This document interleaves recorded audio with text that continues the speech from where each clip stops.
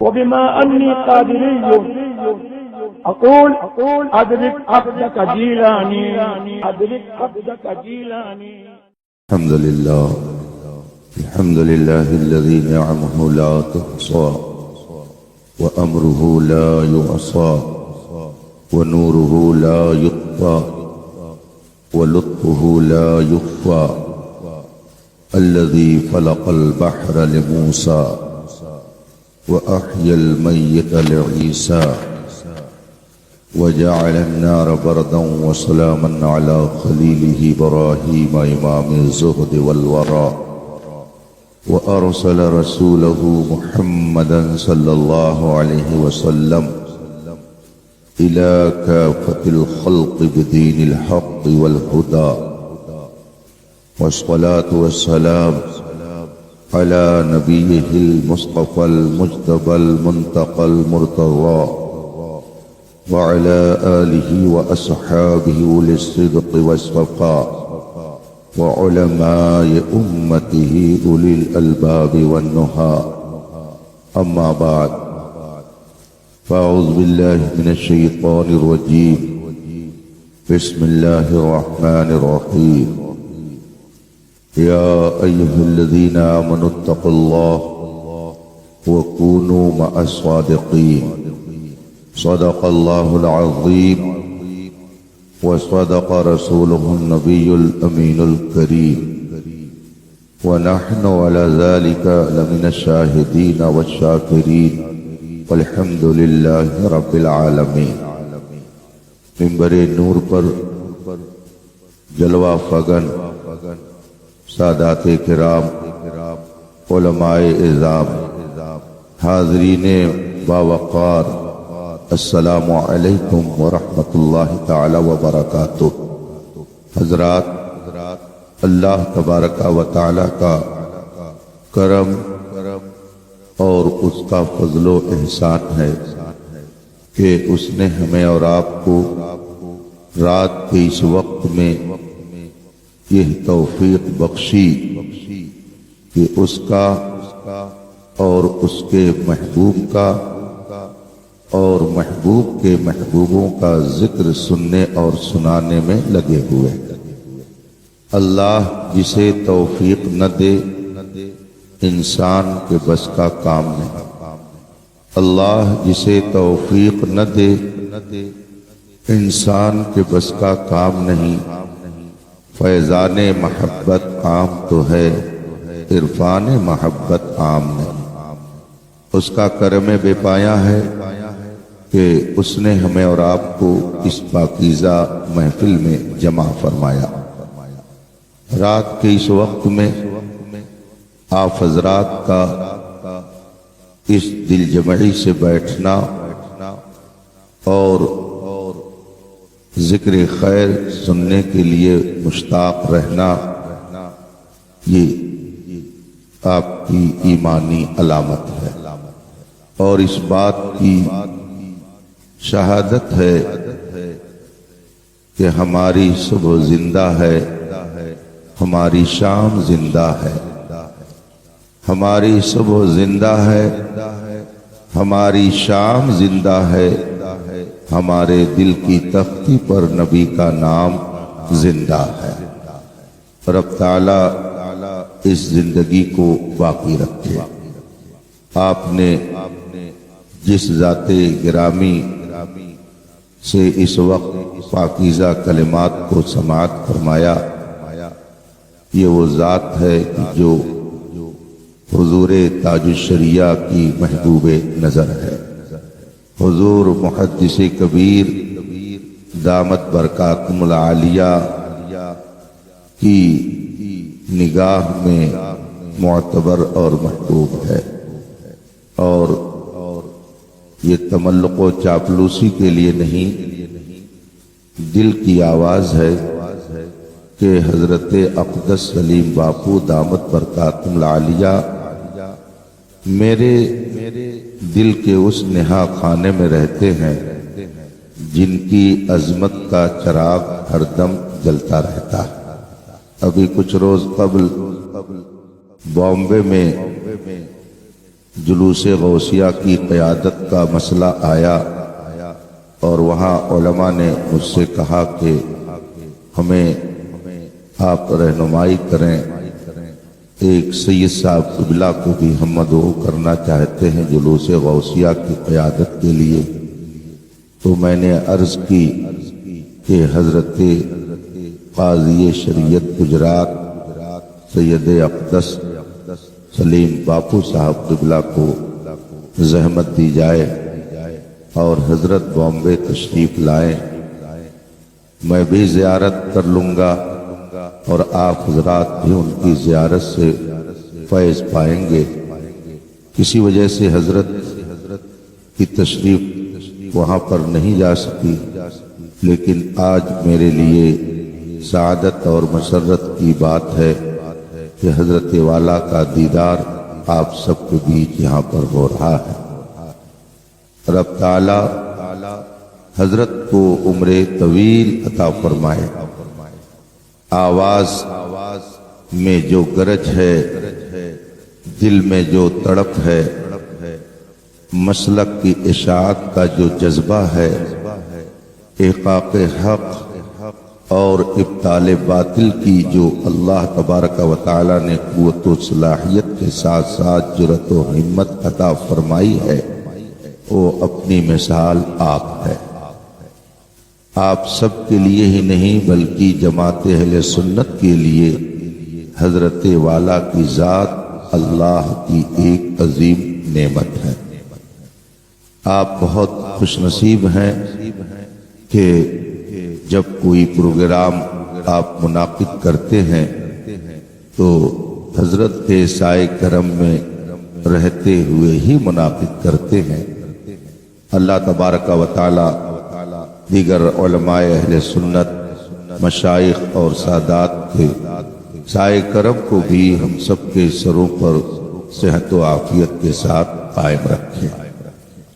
ستاروں کی انجمن میں آفتاب و ماہتاب کی جو حیثیت ہے، اس وقت ہم لوگوں کے بیچ میں حضرت اقدس کی وہی حیثیت ہے۔ رب تعالی حضرت کے انوار و تجلیات سے صرف اس علاقے ہی کو نہیں عالم کو فیض پہنچائے۔ حکم ہے تھوڑی دیر کے لیے میں بھی آپ کے درمیان ہوں، اور آج تو حضرت حالت یہ ہے کہ گر پڑ کے یہاں پہنچا۔ رات سے ہی فلائٹ نے ٹینشن میں ڈال رکھا تھا، کبھی یہ کہ فلائٹ کینسل ہو جائے گی، نہیں جائے گی، بورڈنگ نہیں ہو پا رہی ہے۔ بامبے ایئرپورٹ پر صبح 7 بجے سے لے کر 12 بجے تک لیفٹ رائٹ کرتے رہے۔ اس درمیان عزیز گرامی مولانا محمد صدیق صاحب جو راجکوٹ میں ماشاءاللہ ایک دینی ادارہ چلاتے ہیں، وہ بھرپور تعاون دیتے رہے اور یہاں کے لوگوں سے بھی ان کا رابطہ رہا۔ خیر ان حضرات کی دعائیں کارگر ہوئیں اور فلائٹ کینسل ہونے سے بچ گئی، اور میں اسی فلائٹ سے پہنچا۔ جن حضرات نے مجھے لینے کے لیے انتظام کر رکھا تھا، ان کا بھی انتظام بہتر یوں ہوا کہ نماز جمعہ کے لیے اپنی مسجد میں انہوں نے پہنچایا اور الحمدللہ سکون کے ساتھ نماز جمعہ بھی ادا کی۔ رب تعالیٰ ان سب کو اس کا بہتر صلہ عطا فرمائے۔ آئیے مصطفیٰ جان رحمت سرور کائنات فخر موجودات نبی مکرم شفیع معظم رحمت عالم صلی اللہ علیہ وآلہ وصحبہ وسلم کی بارگاہ ناز میں درود و سلام کا نذران عقیدت پیش کریں اور پڑھیں۔ اللہم صلی علی سیدنا و مولانا محمد معدل الجود والکرم و آلہ کرام اجمعین۔ وہی رب ہے جس نے تجھ کو ہمتن کرم بنایا، وہی رب ہے جس نے تجھ کو ہمتن کرم بنایا، ہمیں بھیک مانگنے کو تیرا آستہ بنایا۔ تجھے حمد ہے خدایا، تجھے حمد ہے خدایا۔ یہی بولے سدرا والے، چمنے جہاں کے تھالے، سبھی میں نے چھان ڈالے، تیرے پائے کا نہ پایا، تجھے ایک نے ایک بنایا، تجھے حمد ہے خدایا۔ اور اس نبی معظم کی شان میں مدح و ثنا کی سوغات پیش کرتے ہوئے سیدنا اعلی حضرت امام احمد رضا فاضل بریلوی رضی اللہ تعالی عنہ نے عرض کیا، اللہ کی سرتابہ قدم شان ہے یہ، انسان نہیں انسان، وہ انسان ہے یہ، قرآن تو ایمان بتاتا ہے انہیں، ایمان یہ کہتا ہے میری جان۔ حضرات، آپ لوگوں نے اس پروگرام کو 4 عنوانات سے منعقد کیا ہے۔ جشن صدیق اکبر، جشن خواجہ غریب نواز، عرس نقارتی شاہ علیہ رحمہ اور ایصال ثواب برائے مرحوم، 4 نسبتیں اس پروگرام کو حاصل ہیں۔ اسی حوالے سے میں 2 چند باتیں آپ کے درمیان رکھ کر آپ سے رخصت ہو جاؤں گا۔ اللہ تبارک و تعالی نے اپنے کرم خاص سے ہمیں اور آپ کو صاحب ایمان بنایا، دولت ایمان بخشی، اور کرم بالائے کرم یہ کہ اس نبی کی امت میں پیدا فرمایا جس نبی کی امت میں ہونے کی تمنا بڑے بڑے انبیاء کرام نے کی، اس نبی کی امت میں پیدا فرمایا، اور درجہ کتنا بلند کیا۔ قرآن کریم فرماتا ہے، کنتم خیر امہ اخرجت للناس، جتنی قومیں اور جتنی امت دنیا میں ظاہر کی گئی ان سب میں کنتم خیر، تم سب سے بہترین امت، سب سے بہترین قوم ہو، سب سے اعلیٰ امت ہو۔ یہ شرف رسول پاک صلی اللہ علیہ وسلم کی برکت سے ہمیں اور آپ کو اللہ نے عطا فرمایا۔ اس کو آپ ایک مثال سے سمجھیں۔ ایک مٹی کا ٹکڑا لیجئے اور اس ٹکڑے کو چھوڑ دیجئے، مٹی کا وہ ٹکڑا اوپر نہیں جائے گا، نیچے کی طرف آئے گا۔ نیچے کیوں جائے گا؟ علماء سے پوچھیں گے، یہ الگ بتائیں گے، اور فزکس کے ماہرین سے، کالج کے اسٹوڈنٹ سے پوچھیں گے، وہ الگ بتائیں گے۔ مجھے اس سے غرض نہیں کہ وہ نیچے کیوں جاتا ہے۔ بہرحال اگر آپ نے مٹی کا ایک ٹکڑا ہاتھ میں لیا اور اسے آپ نے چھوڑا تو وہ نیچے ہی جائے گا۔ اسے اوپر لے جانے کے لیے کسی نہ کسی سہارے کی ضرورت ہے۔ اوپر اس مٹی کے ٹکڑے کو پہنچانے کے لیے کسی نہ کسی وسیلے کی ضرورت ہے، اور سہارا جتنا طاقتور ہوگا مٹی کا وہ ٹکڑا اتنی ہی اوپر جائے گا۔ مثلا ایک 5 سال کے بچے نے مٹی کا ٹکڑا لے کر اوپر پھینکا تو 2-4 فٹ اوپر جائے گا، لیکن اگر ہمارے حضرت بابرکت دامت ظل العالی نے اس مٹی کے ٹکڑے کو اوپر پھینکا ہاتھ سے تو کافی اونچائی پر جائے گا۔ اور اگر آپ نے اس مٹی کے ٹکڑے کو ایئر گن میں لگا کر کے پھینکا اور اوپر جائے گا۔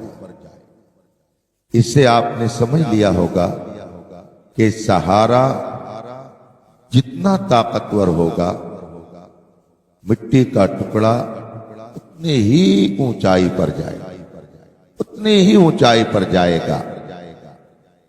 خدا تک پہنچانے کے لیے بندوں کے لیے اللہ تبارک و تعالی نے سب سے مضبوط اور سب سے مستحکم سہارا جسے بنایا وہ کون ہے؟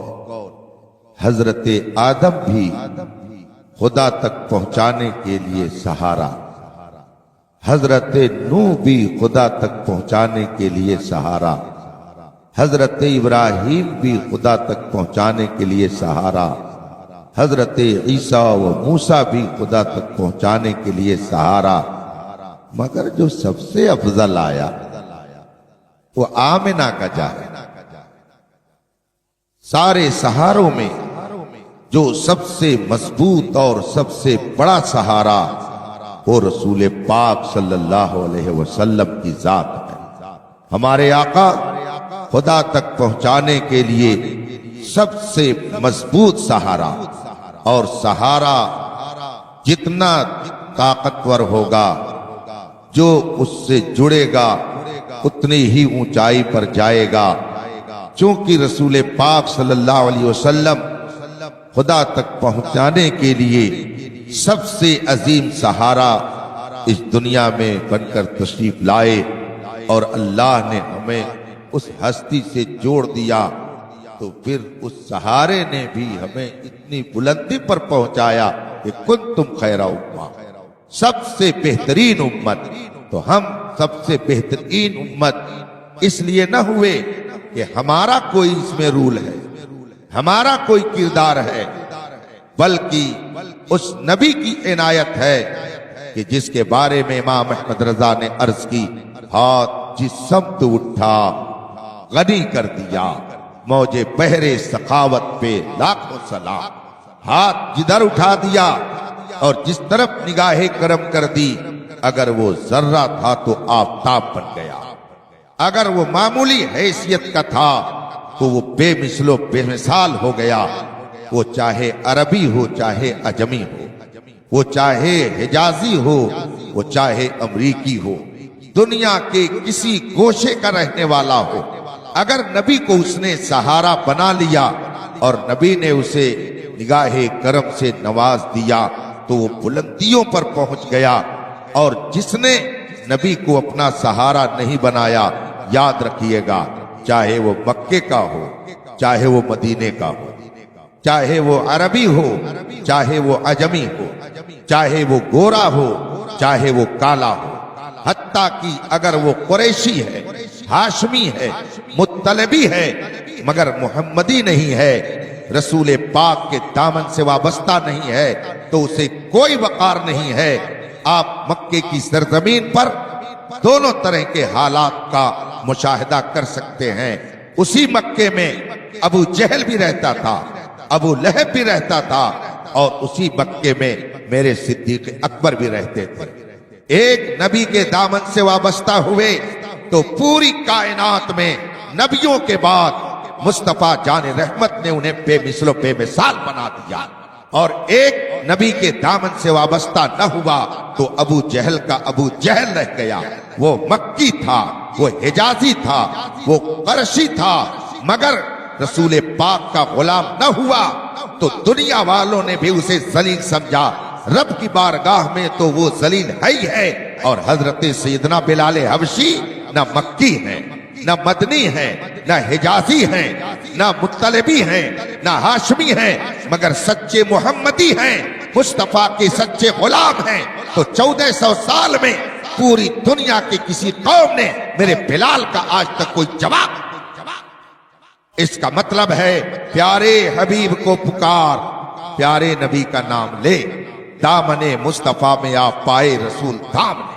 جس نے رسول پاک کو اپنا سہارا بنا لیا تو رسول پاک کی نگاہ کرم نے اس کی حیثیت کے مطابق اتنا بلند کیا کہ دوسرے لوگ اگر اس کی بلندی کو دیکھنا چاہیں تو ان کی ٹوپی تو گر سکتی ہے، مگر اس صاحب حیثیت کی بلندی تک ان کی نظر نہیں پہنچ سکتی ہے۔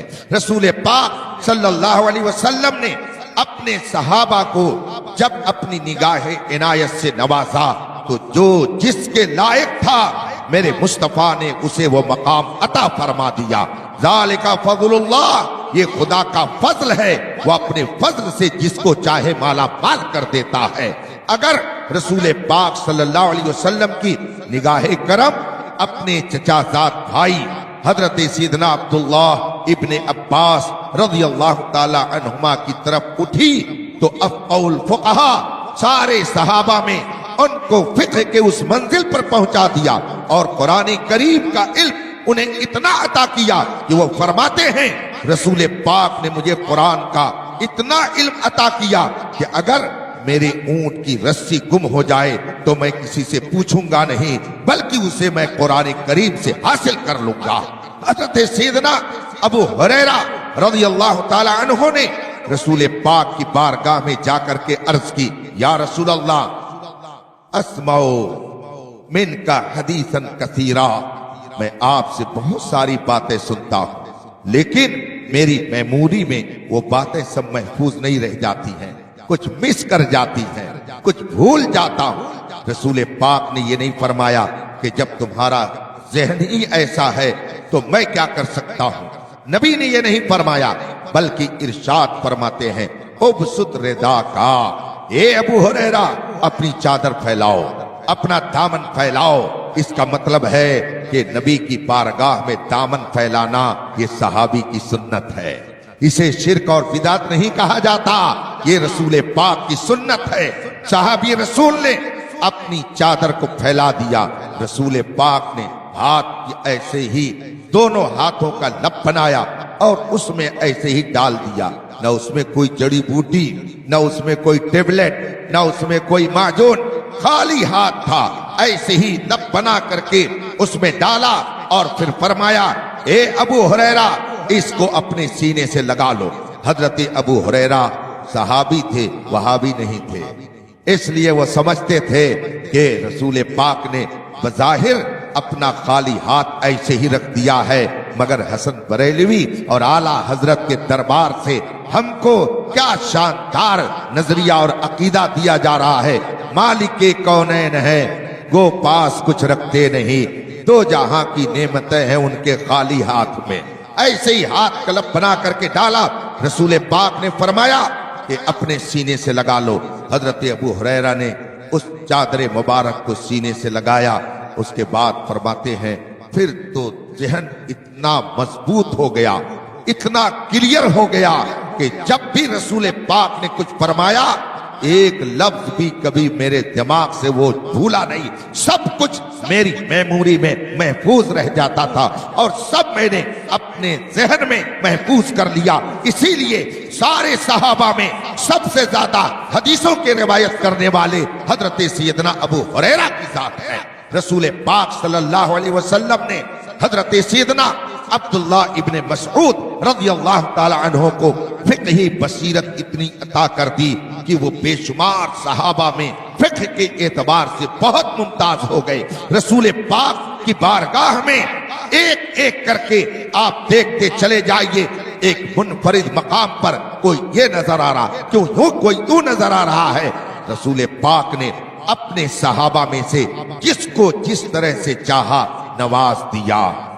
اگر رسول پاک نے حضرت ابو ہریرہ کو امیر المومنین فی الحدیث بنا دیا، حضرت سیدنا عبداللہ ابن عباس کو امیر المومنین فی التفسیر بنا دیا، حضرت سیدنا عبداللہ ابن مسعود کو امیر المومنین فی الفقہ بنا دیا، حضرت سیدنا مولا کائنات کو مولا المسلمین بنا دیا، حضرت سیدنا عثمان غنی کو ذو النورین بنا دیا، حضرت سیدنا عمر کو فاروق اعظم بنا دیا، تو آخر اگر صدیق اکبر کو افضل البشر بعد الانبیاء بنا دیا تو اس پہ اعتراض کرنے کی گنجائش کہاں سے نکل آئی؟ کہاں سے آدمی نے یہ سوچ لیا کہ صدیق اکبر نہیں افضل ہے؟ جب سب دربار رسالت ہی سے فیض پا رہے ہیں تو ہاتھ جس سمت اٹھا غنی کر دیا، موج پہرے سخاوت پہ لاکھوں سلام، یہ سب میرے مصطفیٰ کی عنایت ہے۔ اب اگر کوئی صدیق کی صداقت پر اعتراض کرتا ہے، عمر فاروق کی عدالت پر اعتراض کرتا ہے، عثمان غنی کی سخاوت پر اعتراض کرتا ہے، مولائے کائنات کی شجاعت پر اعتراض کرتا ہے، تو یہ ان بزرگوں پر اعتراض نہیں ہے، یہ در حقیقت مصطفیٰ کی عطا پر اعتراض ہے۔ اور جو مصطفیٰ پر اعتراض کرتا ہے وہ در حقیقت خدا پر اعتراض کرتا ہے۔ خدا کا شکر ہے کہ اس نے ہمیں اعتراض کرنے والوں میں نہیں بنایا بلکہ اعتراف کرنے والوں میں بنایا۔ ہم تو اس کو وہی کہیں گے جو محبوب نے کہہ کر کے جسے پکارا ہے۔ صدیق ہم نے تھوڑی بنایا ہے، صدیق کا لقب ہم نے تھوڑی دیا ہے۔ ہمیں یاد ہے، حدیث پاک ہے، رسول کریم صلی اللہ علیہ وسلم جب معراج میں تشریف لے گئے تو آپ نے حضرت جبریل علیہ السلام سے پوچھا، آپ نے فرمایا جبریل جب میں مکے میں جاؤں گا اور اس واقعے کو میں لوگوں کے سامنے رکھوں گا کہ میں مسجد حرام سے مسجد اقصی گیا، وہاں سے عرش پر گیا اور میں نے جنت و جہنم کا معائنہ کیا، جب میں یہ باتیں بتاؤں گا تو کون اس کو مانے گا؟ لوگ تو اس کا انکار کریں گے۔ حضرت جبریل علیہ السلام نے نبی کریم صلی اللہ علیہ وسلم سے عرض کیا ابو بکر اس کی تصدیق کریں گے، ابو بکر اس کی تصدیق کریں گے۔ اور جب رسول پاک صلی اللہ علیہ وسلم نے مکے میں آنے کے بعد لوگوں کے درمیان واقع معراج کو بیان کیا تو سب نے مذاق اڑانا شروع کر دیا اور پہنچے حضرت ابو بکر کے پاس اور جا کر کے کہنے لگے کچھ سنا تم نے؟ تمہارے ساتھی نے آج کیسی بات کہہ دی؟ کہا کیا کہا ہے؟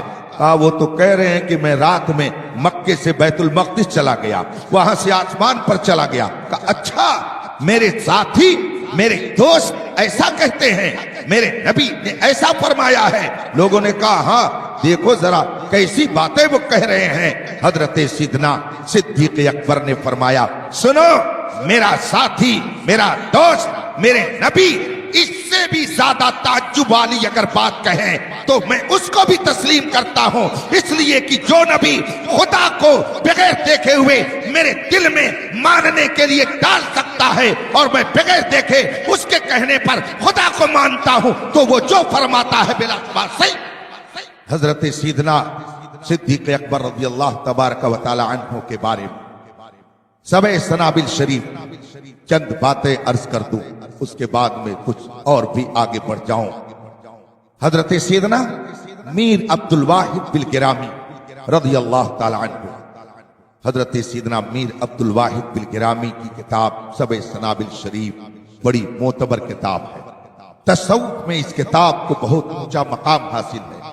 حضرت سیدنا میر عبد الواحد بالگرامی رضی اللہ تبارک و تعالی عنہ اپنی اس کتاب مستطاب میں حدیث نقل کرتے ہیں اور فرماتے ہیں کہ رسول پاک صلی اللہ علیہ وسلم نے ارشاد فرمایا ما فاق ابو بکر بکثرت الصلاۃ والصوم، تم لوگ یہ نہ سمجھو کہ ابو بکر کو جو سب پہ فوقیت حاصل ہے اور تم سب میں جو سب سے اونچا درجہ حاصل ہے، سب میں سب سے اونچے مقام پر جو یہ پہنچے ہیں، یہ مت سمجھو کہ کثرت صوم و صلات کی بنیاد پر کہ انہوں نے زیادہ نمازیں پڑھی، زیادہ روزے رکھے، اس بنیاد پر ان کا مقام سب سے بلند ہے، نہیں۔ رسول پاک فرماتے ہیں ولیکن بشیء اقر فی قلبی، رب قدیر نے ان کے دل میں ایک اسپیشل نور رکھا ہے، اس نور کی بنیاد پر وہ سارے صحابہ میں سب سے افضل، وہ نور اللہ نے کسی اور کو نہیں دیا، وہ نور دیا ہے تو صدیق اکبر کو دیا۔ رسول پاک صلی اللہ علیہ وسلم نے ایک موقع پر ارشاد فرمایا کہ اگر میری ساری امت کے ایمان کو ایک جا کر دیا جائے اور ترازو کے ایک پلڑے پہ رکھا جائے اور ابو بکر کے ایمان کو ایک پلڑے پہ رکھا جائے تو ابو بکر کے ایمان کا جو پلڑا ہے وہ امت کے سارے مومنین کے پلڑے سے بھاری نظر آئے گا۔ یہ ہے مقام صدیق اکبر اور یہ مقام ہم نے نہیں دیا ہے، یہ مقام اس نے دیا ہے جس نے آپ کو وجود دیا ہے، جس کے صدقے میں آپ کو وجود ملا ہے، جس کے صدقے میں رب کائنات نے یہ ساری نعمتیں دی ہیں، اس نبی کے صدقے میں رب قدیر نے ابو بکر کو یہ مقام عطا۔ رسول پاک صلی اللہ علیہ وسلم کی اس حدیث کے بعد آئیے ذرا زوجہ محترمہ مصطفیٰ ام المومنین حضرت سیدتنا عائشہ صدیقہ رضی اللہ تعالی عنہا کی بارگاہ میں بھی حاضری دے دی جائے۔ وہ فرماتی ہیں میں نے رسول پاک سے ایک موقع پر پوچھا یا رسول اللہ یہ آسمان میں جتنے تارے ہیں کیا دنیا میں کوئی ایسا بھی انسان ہے جس کی نیکیاں آسمان کے تاروں کے برابر ہوں؟ حضرت عائشہ رضی اللہ تعالی عنہا اس سوال و جواب سے ہمیں سبق دے رہی ہیں کہ جو نبی ہوتا ہے وہ لوگوں کی نیکیوں پر بھی نظر رکھتا ہے، وہ جانتا ہے کہ کون کتنی نیکی کر رہا ہے، اور جو نبی ہوتا ہے وہ بے علم نہیں ہوتا ہے، وہ زمین کے ذرات کو بھی جانتا ہے اور آسمان کے تاروں کو بھی جانتا ہے۔ تبھی تو پوچھا یا رسول اللہ آسمان میں جتنے تارے اتنی کسی کی نیکیاں؟ رسول پاک نے فرمایا ہاں ہیں۔ ممکن ہے ان کے دل میں یہ بات آئی ہو کہ ابھی میرے ابو ہی کا نام لیا جائے گا، اس لیے کہ سب سے افضل وہی مانے جاتے ہیں، مگر فوراً انہوں نے جب پوچھا رسول پاک سے یا رسول اللہ وہ کون ہیں، تو رسول پاک نے فرمایا وہ عمر ہے جن کی نیکیاں آسمان کے تاروں کے برابر۔ فوراً دوسرا سوال عرض کرتی یا رسول اللہ پھر میرے ابو کی نیکیاں کدھر ہیں؟ میرے ابو کی نیکیاں کہاں گئی؟ رسول پاک نے فرمایا عمر کی ساری نیکی ایک طرف، ابو بکر کی ایک نیکی ایک طرف۔ مرتبہ حضرت صدیق کا ہے یہ سید، ہر فضیلت کے وہ جامع ہے نبوت کے سوا، وہ مقام ہے سیدنا صدیق اکبر کا۔ اب ذرا اور آگے چلیے، مولا کائنات کی بارگاہ میں حاضری دے دیجئے۔ ہم تو اہل بیت سے بھی محبت رکھنے والے ہیں اور صحابہ سے بھی عقیدت رکھنے والے ہیں۔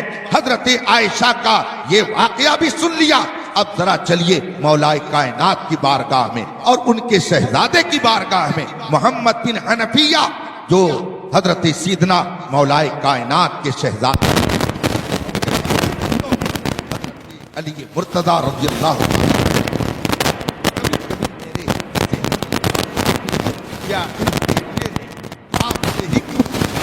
باپ ہی سے کیوں پوچھا؟ آخر اور بھی تو کوئی تھا سامنے جس سے پوچھا جا سکتا تھا، لیکن میرا وجدان کہتا ہے کہ نگاہ ولایت مولا کائنات کہ ایک زمانہ ایسا آئے گا کہ میرا نام لے کر کے صدیق اکبر پر کیچڑ اچھالنے کا کام کیا جائے گا۔ اس لیے بیٹے نے سوال کیا اور باپ نے جواب دے دیا کہ اب دنیا دیکھے گی کہ باپ اور بیٹے کے قول پر کون عمل کرتا ہے اور کون ان کا نام لے کر کے قوم کو گمراہ کرتا ہے۔ اس لیے بیٹے نے سوال کیا، باپ نے جواب دیا، اور قیامت تک کے اہل ایمان کے لیے ان کا قول دلیل کے طور پر دنیا کے سامنے۔ محمد بن حنفیہ رضی اللہ تعالی عنہ نے پوچھا، وہ فرماتے ہیں کہ میں نے ایک دن اپنے والد گرامی مولا کائنات شیر خدا علی مرتضی حیدر کرار صاحب ذوالفقار رضی اللہ تعالی عنہ سے پوچھا یا ابی ای الناس خیر بعد النبی صلی اللہ علیہ وسلم، ابو جان یہ تو بتائیے کہ رسول پاک سب سے بہتر انسان کون؟ رسول پاک کے بعد سب سے افضل انسان کون؟ پوچھنے والے مولا کائنات کے شہزادے ہیں، حضرت محمد بن حنفیہ ہے، اور جواب دینے والے مولا کائنات ہیں، باب العلم ہیں۔ ہماری اور آپ کی طرح نہیں کہ اٹکل پچھو جو آیا سٹ پٹ مار کے چلے گئے اور جواب دے دیا، چاہے وہ جواب صحیح ہو یا نہ صحیح ہو، نہیں، وہ باب العلم ہے، علم کا دروازہ ہے، اور جب علم کا دروازہ کھلتا ہے تو دنیا اس علم سے فیض حاصل کرتی ہے۔ بڑے بڑے لوگ سوال کرنے کے لیے آئے مولا کائنات کی بارگاہ میں اور ٹیڑھے میڑھے سوال بھی کیے، مگر ایسا جواب دیا کہ آج تک کوئی اس جواب کو کاٹنے کی جرات نہیں کر سکا۔ چنانچہ کوفہ کی جامع مسجد ہے، حضرت مولا کائنات خطبہ دینے کے لیے کھڑے ہوئے، सामने से एक आदमी खड़ा होता है और कहता अमीरुल मोमिनीन पहले मेरे 4 सवाल का जवाब दीजिए, फिर उसके बाद में आप खुतबा दीजिएगा। मौलाए कायनात अली मुर्तजा रज़ियल्लाहु ताला अन्हु फरमाते हैं बताओ क्या सवाल है तुम्हारा। उसने कहा मेरा 4 सवाल है, चारों का जवाब दीजिए फिर खुतबा दीजिएगा। हजरत अली रज़ियल्लाहु ताला अन्हु ने इजाजत दी और फरमाया चलो सवाल करो। उसने कहा अमीरुल मोमिनीन ये बताइए करीब क्या चीज है और ज्यादा करीब क्या है, करीब क्या है और ज्यादा करीब क्या है। फिर सवाल किया उसने दूसरा अमीरुल मोमिनीन ये बताएं जरूरी क्या है और ज्यादा जरूरी क्या है। उसने तीसरा सवाल किया अमीरुल मोमिनीन ये बताएं तअज्जुब की चीज क्या है और ज्यादा तअज्जुब की चीज क्या है। फिर उसने चौथा सवाल किया अमीरुल मोमिनीन ये इरशाद फरमाएं मुश्किल क्या है और ज्यादा मुश्किल क्या है। जरा आप में से कोई साहब जवाब दे दीजिए। तो आपसे अगर मैं पूछूं करीब क्या है और ज्यादा करीब क्या है तो आप कहेंगे कि हजरत करीब है और ये गले का बटन जो गले से लगा हुआ है ये ज्यादा करीब है। बस यही सब आप कह सकते हैं। ये माइक ये करीब है और ये गिलास भी करीब है, मगर ये माइक मुझसे ज्यादा करीब है। आप भी करीब हैं, हजरत बाबरकत भी करीब हैं, मगर हजरत बाबरकत ज्यादा करीब हैं, आप करीब हैं। मौलाए कायनात से ये सवाल किया गया करीब क्या चीज है और ज्यादा करीब क्या चीज है। आपको सोचने की जरूरत नहीं पड़ी, हम लोगों की तरह किताब उठने की जरूरत नहीं पड़ी। उठाओ जरा किताबें, तारीख की किताब देखो, हदीस की किताब देखो, तफसीर की किताब देखो, कहां इसका जवाब मिलता है। नहीं, वो मौलाए कायनात थे, वो उलूम मुस्तफा के वारिस अमीन थे। मौलाए कायनात से जब उसने सवाल कायनात जब मोहम्मद बिन हनफिया ने पूछा अय्युन्नास खैर बाद नबी सल्लल्लाहु अलैहि वसल्लम, रसूल पाक के बाद सबसे बेहतर इंसान कौन, तो मौलाए कायनात ने क्या फरमाया अबू बकर। अबू बकर रसूल पाक के बाद सबसे बेहतर इंसान अबू बकर है। ये कौन कह रहे हैं, ये मौलाए कायनात फरमा रहे हैं। फिर हजरत मोहम्मद बिन हनफिया फरमाते हैं मैंने फिर पूछ लिया, अभी मैंने अपने वालिद से फिर कहा तुम्मा मन, अबू बकर के बाद कौन है। हजरत मौलाए कायनात ने अपने इल्म का दरवाजा खोला और फरमाया तुम पूछते हो उनके बाद कौन है, वो भी सुन लो, उमर। उमर अबू बकर के बाद उमर हैं, जिनका रुतबा सारे सहाबा में सबसे अफजल है, बुलंद तो बाला है। ये कौन कह रहे हैं, ये मौलाए कायनात फरमाते हैं। अब बताइए मोहब्बत अली का तकाजा क्या है, मोहब्बत अली किस चीज का मुतालबा करती है। मोहब्बत का तकाजा यह है महबूब जो कहे उसको तस्लीम किया जाए, महबूब जो कहे उसको माना जाए। मौलाए कायनात से सच्ची मोहब्बत का तकाजा यह है कि मोहम्मद बिन हनफिया ने जो सवाल करके रसूल पाक के उस बाबुल इल्म से जो जवाब ले लिया, उस जवाब को हम दिल से तस्लीम करें, तभी हकीकत में मौलाए कायनात से मोहब्बत करने वाले। और फिर आइए जरा और आगे चले, कहां तक ले चलूं आपको, एक तो नहीं, इस मौजू पर न जाने कितनी हदीसें आपके सामने पेश की जा सकती हैं। हजरत सैयदना, मैंने ये हदीसें अर्ज की, अब एक और सहाबी, ये तो घर के लोग थे, अब हजरत सैयदना जुबैर इब्न मुतइम एक सहाबी रसूल है, वो फरमाते हैं कि एक बद्दू, एक औरत रसूल पाक की बारगाह में आई और उसने कुछ अर्ज करना चाहा, कुछ अपनी जरूरत को पेश करना चाहा। हजरत सैयदना जुबैर इब्न मुतइम रज़ियल्लाहु ताला अन्हु फरमाते हैं जो ही उसने कुछ कहा, रसूल पाक ने फरमाया कि जाओ बाद में आना, बाद में आ जाना। औरत जाने लगी, मगर उसने फौरन एक सवाल कर दिया, या रसूल अल्लाह, आप भेज तो रहे हैं मुझे कि जाओ बाद में आ जाना, लेकिन जब मैं आऊं और आप न मिले तब किससे मैं मिलूंगी, आप न मिलें तब मैं क्या करूंगी। उस औरत ने यह सवाल किया, रसूल पाक सल्लल्लाहु अलैहि वसल्लम ने क्या इरशाद फरमाया।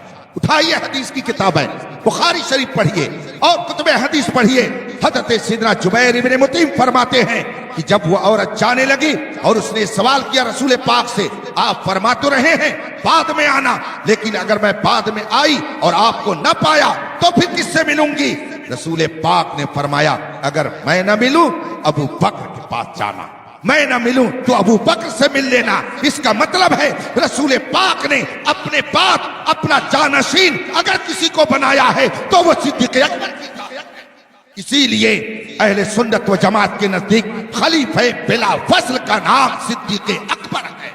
رسول پاک نے فرمایا میں نہ ملوں تو آ کر کے ابو بکر سے مل لینا۔ کہنے کا مطلب یہ ہے کہ رسول پاک نے اپنی نگاہ نبوت سے سب کچھ دیکھ کر کے امت کی رہنمائی کا کام انجام دے دیا۔ ایک صحابی رسول ہے وہ فرماتے ہیں ایک بدو آیا، ایک دیہاتی آیا اور اس نے رسول پاک صلی اللہ علیہ وسلم کے ہاتھ پر اسلام قبول کر لیا، اور پھر اس نے رسول پاک صلی اللہ علیہ وسلم سے ایک سوال کر دیا۔ اس نے کہا یا رسول اللہ اگر آپ کا وصال ہو جائے تو ہمارے فیصلے کون کریں گے؟ ہمارا فیصلہ کون کرے گا؟ رسول پاک نے فرمایا کہ اب اگر میرا وصال ہو گیا اور تمہارے درمیان فیصلے کی بات آئی تو تمہارا فیصلہ ابو بکر کریں گے، تمہارا فیصلہ ابو بکر کریں گے۔ رسول پاک نے کسی اور کا نام نہیں لیا، نام لیا تو صدیق اکبر کا نام لیا۔ اس کا مطلب ہے رسول پاک کے بعد خلیفہ بلا فصل، رسول پاک کے بعد قاضی بلا فصل، رسول پاک کے بعد حاکم بلا فصل، رسول پاک کے بعد امیر المومنین بلا فصل کا نام ابو بکر صدیق۔ یہ اہل سنت کا عقیدہ ہے۔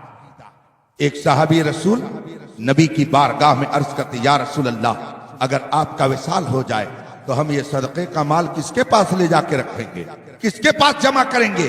رسول پاک نے فرمایا ابو بکر کے پاس جمع کرنا، ابو بکر کے پاس جمع کرنا۔ بیت المال کا مال کس کے پاس رہتا ہے؟ بیت المال کے مال کی نگرانی کون کرتا ہے؟ سرکاری خزانہ کس کی نگرانی میں ہوتا ہے؟ جو حاکم وقت ہوتا ہے اسی کی نگرانی میں بیت المال اور گورنمنٹی خزانہ ہوتا ہے۔ رسول پاک نے اپنے بعد خزانے بیت المال اور گورنمنٹی خزانے کا نگراں اور اس کا حاکم حضرت سیدنا صدیق اکبر کو منتخب۔ اسی لیے اہل سنت کے نزدیک رسول پاک کے بعد خلیفہ بلا فصل کا نام صدیق اکبر ہے۔ ہم اور آپ آج جن کے عرس کی تقریب میں یہاں پر بیٹھے ہوئے ہیں وہ رسول پاک صلی اللہ علیہ وسلم کے ایسے چہیتے یہ رسول پاک کا کرم ہے کہ ان کے لیے ارشاد فرمایا کہ میں نے سب کے احسان کا بدلہ چکا دیا علاوہ ابو بکر۔ یہ نوازش ہے رسول پاک کی، ورنہ حضرت صدیق اکبر بھی رسول پاک ہی کی عطا ہے۔ رسول پاک ہی کی نگاہ عنایت سے وہ ابو بکر بنے، رسول پاک ہی کی نگاہ عنایت سے وہ صدیق اکبر بنے، رسول پاک ہی کی عنایت سے وہ عتیق بنے، رسول پاک ہی کی عنایت سے وہ افضل البشر بعد الانبیاء بنے، رسول پاک ہی کی عنایت سے رب کی بارگاہ میں انہیں قرب حاصل ہوا۔ تبھی تو امام احمد رضا نے کہا ہے لا ورب العرش، جس کو جو ملا ان سے ملا، بڑھتی ہے کونین میں نعمت۔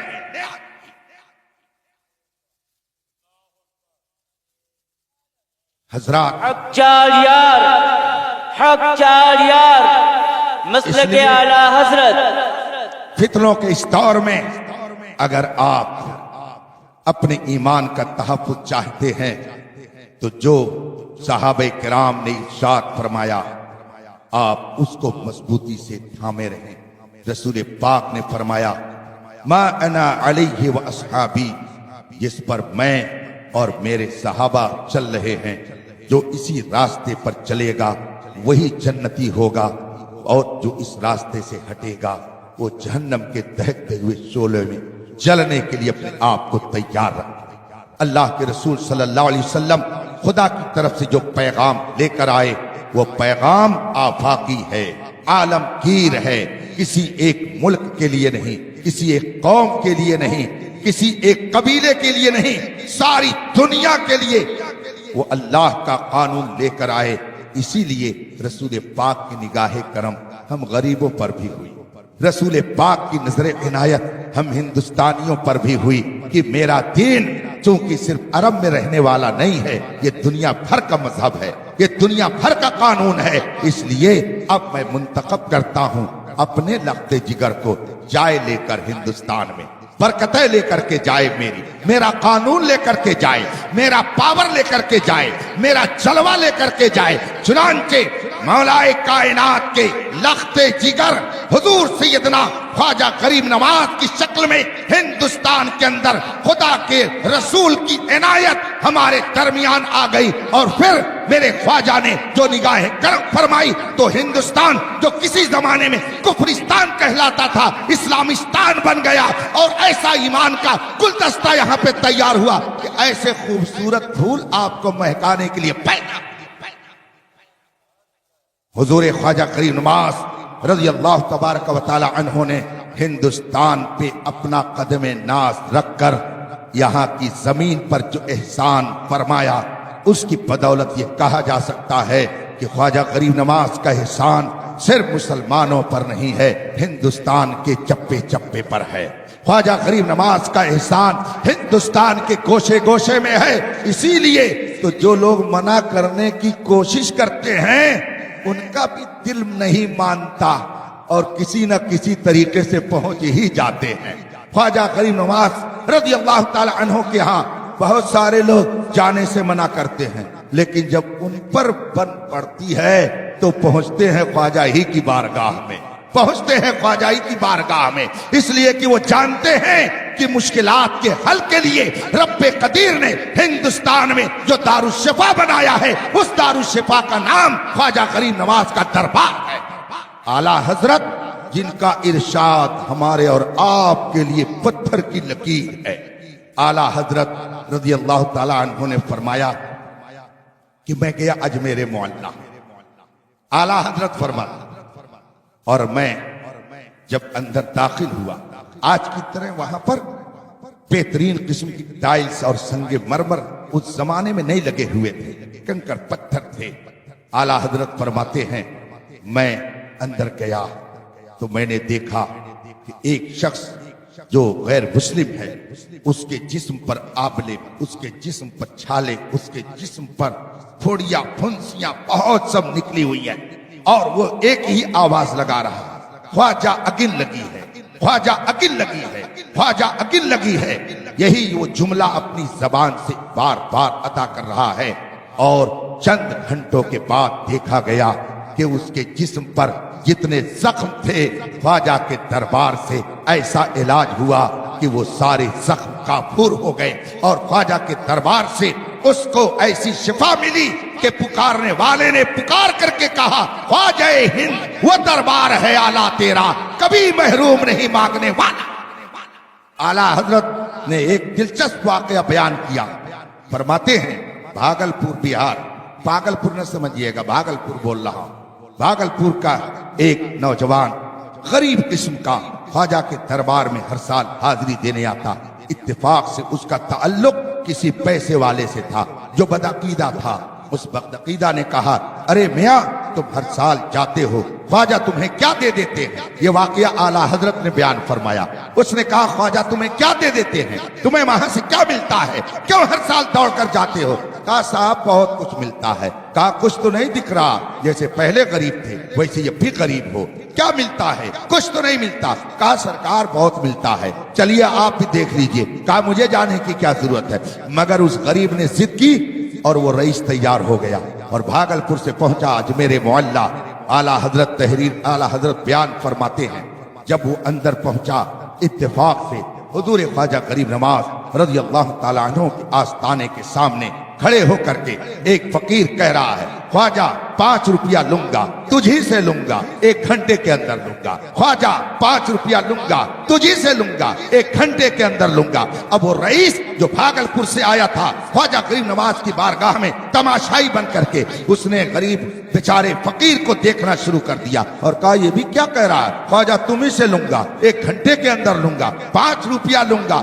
देखें ख्वाजा कैसे दे देते हैं, कब्र से निकल करके कैसे अता करते हैं। खड़े होकर के तमाशा देखने लगा। बहुत देर हो गई। आला हजरत फरमाते हैं खड़ा खड़ा वो रईस घबरा गया اور پھر اس غریب دوست سے کہا چلو ذرا ٹہل کر کے آتے ہیں.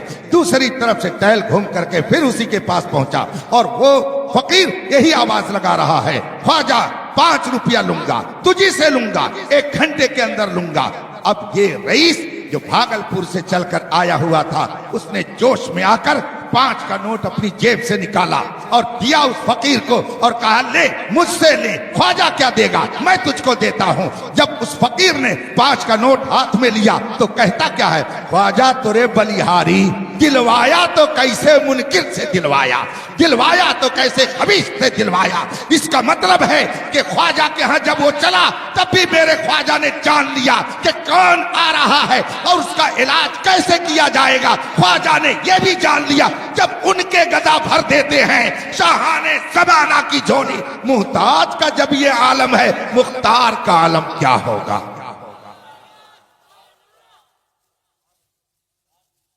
یہ ہے خواجہ کا دربار. اعلیٰ حضرت کے والد گرامی, نام اعلیٰ حضرت کا آ ہی جاتا. میرے محدث کبیر آقائے نعمت علامہ ضیاء المصطفیٰ صاحب قبلہ نے ایک موقع پر اپنے خطاب میں ارشاد فرمایا, عرس کسی کا ہو اعلیٰ حضرت کا ذکر تو آ ہی جاتا. اور کیوں آتا ہے؟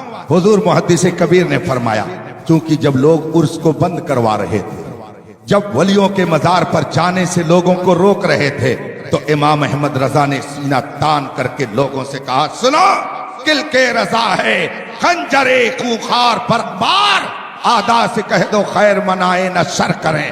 کیونکہ امام احمد رضا نے ولیوں سے قوم کے رشتے کو مضبوط کیا, اور جس نے ولیوں کی شان میں گستاخی کی امام احمد رضا نے سب کا منہ توڑ جواب دیا. تو سارے اولیاء کرام نے امام احمد رضا پر ایسی نگاہ کرم فرمائی کہ دنیا پکار رہی ہے, ڈال دی قلب میں عظمت مصطفیٰ سیدی اعلیٰ حضرت پہ لاکھ.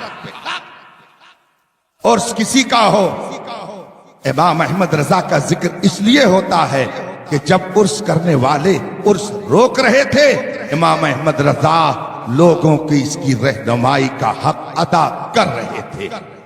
اعلیٰ حضرت قدس سرہ کے والد گرامی علامہ نقی علی خان رحمۃ اللہ علیہ, وہ خود بھی بہت بڑے عالم, بہت بڑے عالم. اعلیٰ حضرت نے فرمایا ہے کہ میرے دور میں ہندوستان کے اندر 2 عالم ایسے, 2 مفتی ایسے کہ ان کے علاوہ میں کسی کے بارے میں نہیں کہہ سکتا کہ ان کے فتوے پر آنکھ بند کر کے عمل کیا جائے.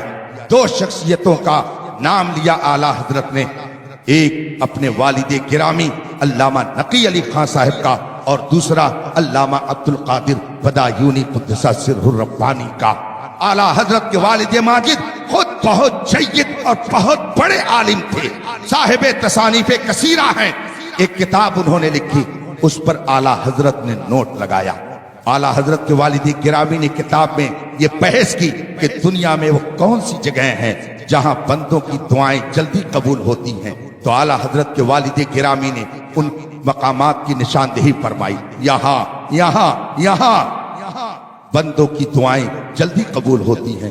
اس پر اعلیٰ حضرت نے نیچے نوٹ لکھا, حاشیہ لگایا, اور حاشیے میں اعلیٰ حضرت تحریر فرماتے ہیں کہ جو جگہیں والد ماجد نے شمار کرائیں وہ تو ہے ہی ہیں کہ وہاں بندوں کی دعائیں جلدی قبول ہوتی ہے. اور آگے اعلیٰ حضرت فرماتے ہیں اور ہندوستان میں میرے خواجہ غریب نواز کا آستانہ ہے جہاں بندوں کی دعائیں جلدی قبول ہوتی ہیں. یہ اعلیٰ حضرت نے تحریر فرمایا. آپ بتائیے اعلیٰ حضرت نے یہ کیسے تحریر فرمایا, کس حدیث میں آیا ہے, قرآن کی کس آیت سے ثابت ہے, کہاں پہ یہ ہے حدیث میں, کہاں رسول پاک نے فرمایا, کس نے بتا دیا اعلیٰ حضرت کو کہ خواجہ غریب نواز کا آستانہ وہ ہے جہاں پر دعائیں قبول کی جاتی ہیں, جلدی دعائیں قبول ہوتی ہیں. مینا کے بارے میں تو قرآن و حدیث میں ہے, مزدلفہ کے بارے میں تو قرآن و حدیث میں ہے, عرفات کے بارے میں تو قرآن و حدیث میں ہے, حرم و کعبہ کے بارے میں تو قرآن و حدیث میں ہے. مگر یہ خواجہ کا دربار یہ دعا کی قبولیت کے لیے ایک بہترین مقام ہے, یہ کہاں ہے؟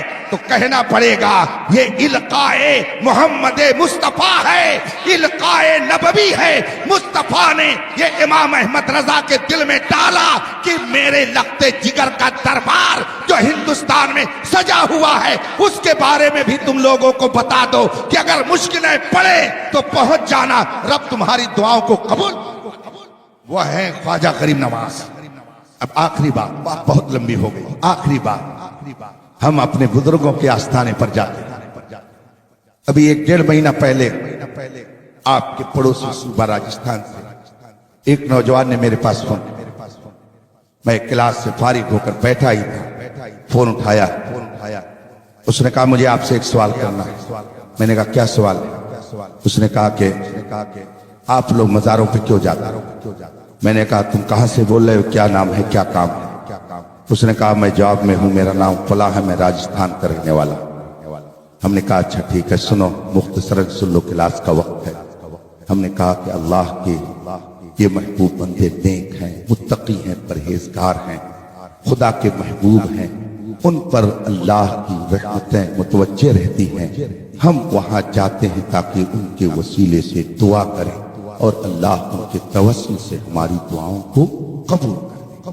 وہ نیک ہیں، متقی ہیں، پرہیزگار ہیں، اللہ کے محبوب بندے، اس لیے ہم وہاں جاتے ہیں۔ وہ بیہودہ کہتا کیا ہے؟ تو اچھا وہ نیک ہیں اس لیے ان کے ہاں جاتے ہیں؟ میں نے کہا جی ہاں۔ تو کم وقت کہتا کیا ہے؟ تو پھر ہمیں جانے کی کوئی ضرورت نہیں ہے، اس لیے کہ اگر وہ نیک ہے تو ہم بھی نیک ہیں۔ اس نوجوان کو یہ ذہن کس جماعت میں دیا؟ تمہیں کالی گھٹاؤں کا نہیں پہچان آیا؟ نشیمن سے دھواں اٹھتا ہے، تم کہتے ہو ساون ہے۔ آج لوگ کہتے ہیں تبلیغی جماعت بڑا کام کر رہی ہے، یہ یہی کام کر رہی کہ ولیوں سے دور کر رہی، اور ہر اس شخص کو جسے استنجا کرنے کا شعور نہیں، اس کو خواجہ غریب نواز کے برابر سمجھنے کا صدقہ، اس کو خواجہ غریب نواز کے برابر سمجھنے کا ذہن دے رہی ہے۔ خدا را ایسی تحریکوں سے بچے۔ یہ نوجوان جس کو صحیح ڈھنگ سے استنجا کرنے کا ڈھنگ، جس کو صحیح طریقے سے نماز پڑھنے کا شعور نہیں، اگر یہ سمجھنے لگے گا کہ ہم خواجہ کے برابر ہیں تو پھر تو اس کا کام تمام ہو ہی جائے گا۔ کبھی بزرگوں کے گستاخ نہ بننا، کبھی بزرگوں کی بارگاہ میں گستاخی کے جملے مت بولنا، کبھی ان کی بارگاہ کے تم گستاخ نہ ہونا، ورنہ چاہے روزہ ہو چاہے نماز۔ ایک بہت بڑے نمازی کا انجام دنیا کے سامنے ہے۔ بہت بڑا نمازی تھا، بڑا علم والا تھا، مگر ایک نبی کی شان میں گستاخی کی وجہ سے، تعظیم نہ کرنے کی وجہ سے ساری عبادتیں اس کی ملیہ پیٹ ہو گئی اور عزت کی بلندی سے اٹھا کر کے ذلت کے گڈھے میں ڈال دیا گیا۔ اس لیے اس کے انجام کو ہمیشہ اپنی نظروں کے سامنے رکھنا اور کبھی بزرگوں کی شان میں گستاخی کرنے کی جرات مت کرنا، اپنی حیثیت کو دیکھ کر کے بات کرنا۔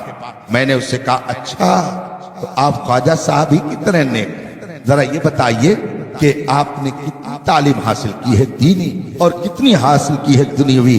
اس نے کہا کہ میں ہائی اسکول کیے ہوئے ہوں اور دینی تعلیم میں نے تو حاصل نہیں کی ہے مگر بہت جانتا ہوں۔ اس نے یہ جملہ استعمال کیا۔ میں نے کہا سنو، رسول پاک فرماتے ہیں طلب العلم فریضۃ علی کل مسلم، علم دین حاصل کرنا ہر مسلمان پر فرض ہے۔ علم دین حاصل کرنا فرض، تم نے اس بنیادی فرض کو چھوڑا۔ جو بنیادی فرض کو چھوڑے وہ بھلا نیک کیسے ہو سکتا ہے؟ تو پہلے ہی منزل پہ فیل ہو گیا، اس لیے کہ تیرے پاس جب علم نہیں، تو نے علم حاصل نہیں کیا تو تو نے فرض کو ترک کیا، اور جو فرض کو ترک کرے اسے فاسق و فاجر کہا جاتا ہے۔ تو فاسق و فاجر ہے، اور میرا خواجہ وہ ہے کہ جس نے نہ جانے کتنے کفار و فساق و فجار کو ایسا نیک بنایا، ایسا نیک بنایا کہ ان کے لیے کہا جا سکتا ہے کہ خود نہ تھے جو راہ پر اوروں کے ہادی بن گئے، کیا نظر تھی جس نے مردوں کو مسیحا۔ یہ اولیاء کرام آج آپ عرض کر رہے ہیں حضرت سیدنا اور نقار کی بابا رحمت اللہ تعالی علیہ کا عرض کر کے ان کے فیض و برکات کو آپ لے رہے ہیں، اور گویا اس بات کا اظہار کر رہے ہیں کہ ہم ولیوں کے گستاخ نہیں ہیں بلکہ ان کے دامن سے وابستہ ہونے والوں میں ہیں۔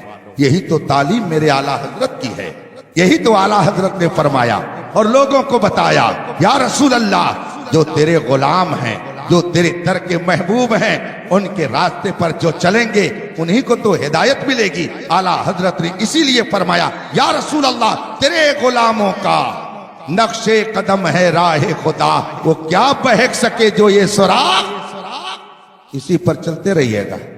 اور پھر بزرگوں کے عرس میں بہت سارے نیک کام، انہی میں سے ایک کام ایصال ثواب بھی ہے۔ ثواب پہنچانا یہ بھی ایک بہت ہی سعادت مندی کی بات ہے، یہ سب کے بس کی بات نہیں ہے۔ ہماری زبان میں کہا جاتا ہے ان لوگوں کے لیے جو درود فاتحہ کے منکر ہیں، مر گئے مردود نہ فاتحہ نہ، ہے نا، جانتے ہیں ایصال ثواب، ثواب پہنچانا۔ یاد رکھیے ثواب پہنچانے کے لیے پہلے آدمی کے پاس ثواب کا ہونا ضروری ہے۔ اگر میری جیب میں پیسہ نہیں ہوگا تو میں کسی شاعر کو پڑھتے ہوئے کیسے پیسہ پہنچاؤں گا؟ تو اس کے پاس پیسہ پہنچانے سے پہلے میری جیب میں پیسے کا ہونا ہے نا، اور جس کے پاس آپ پہنچا رہے ہیں اس کے اندر لینے کی صلاحیت ہونی چاہیے۔ آپ گدھے کو لے جا کر کے 100 کا نوٹ لے گدھا لے گدھا، وہ تو منہ ادھر ادھر کر کے چلاتا رہے گا، صبح سے شام تک آپ اس سے منت سماجت کرتے رہیں وہ لینے والا، تو اس کا مطلب کیا ہوا کہ دینے والے کے پاس وہ ہونا چاہیے اور لینے والے کے پاس لینے کی صلاحیت بھی ہونی چاہیے، تب کچھ پہنچے گا، تب وہ کچھ پائے گا۔ ایصال ثواب اس کا مطلب ہوتا ہے ثواب کا پہنچانا، تو ثواب وہی پہنچائے گا جس کے پاس ثواب رہے گا، اور ثواب رہتا ہے صرف سنیوں کے پاس۔ یاد رکھیے گا ثواب رہتا ہے کس کے پاس؟ اور ظاہر سی بات ہے کہ جب ثواب ان کے پاس ہے تو اور کون پہنچائے گا؟ یہی تو پہنچائیں گے جو ایمان والا ہے، ثواب اسی کو ملتا ہے۔ جو صاحب ایمان ہے نیکیوں کا ثواب اسی کے نام اعمال میں لکھا جاتا ہے، تو پہنچانے والا مومن ہونا چاہیے، تب اس کا ثواب کہیں پہنچایا جائے گا، اور جس کے پاس پہنچا رہے ہیں اس کے اندر لینے کی صلاحیت ہونی چاہیے، یعنی اس کا بھی صاحب ایمان ہونا ضروری ہے۔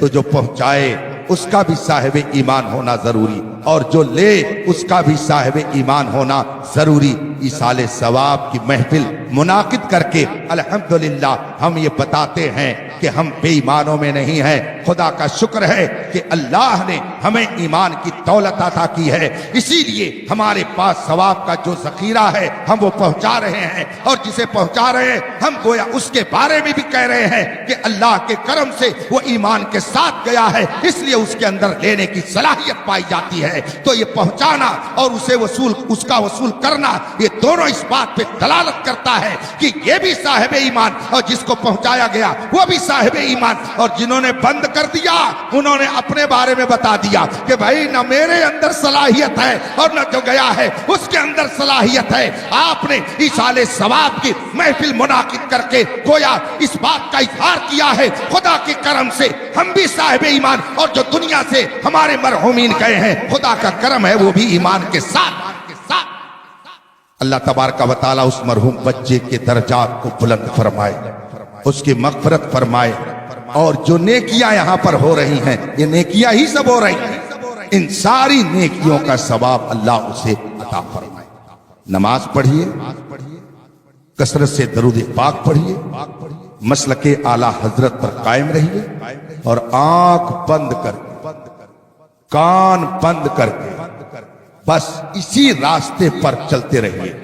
کوئی لاکھ سنائے، لاکھ کچھ کہے، آؤ میں حدیث سناتا ہوں، میں حضرت کی اجازت کے ساتھ۔